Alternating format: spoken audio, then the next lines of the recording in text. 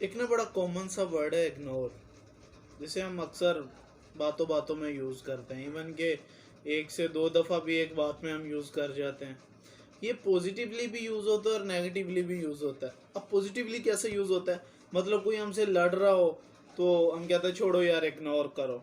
कोई हमारा बुरा चाह रहा हो, हमारा काम ख़राब करे, तो तब भी हम कहते हैं छोड़ो यार इग्नोर करो।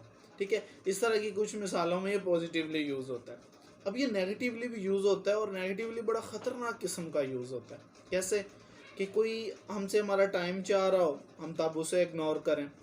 ठीक है, और कोई हमारे साथ हमसे मदद चाह रहा हो, हम उस वक्त उसे इग्नोर करें।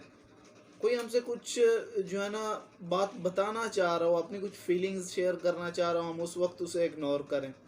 तो ये उस वक्त जो है ना, ये बहुत सी बीमारियों का और बहुत सी नफ़रतों का बायस बनता है, ये इग्नोर करना।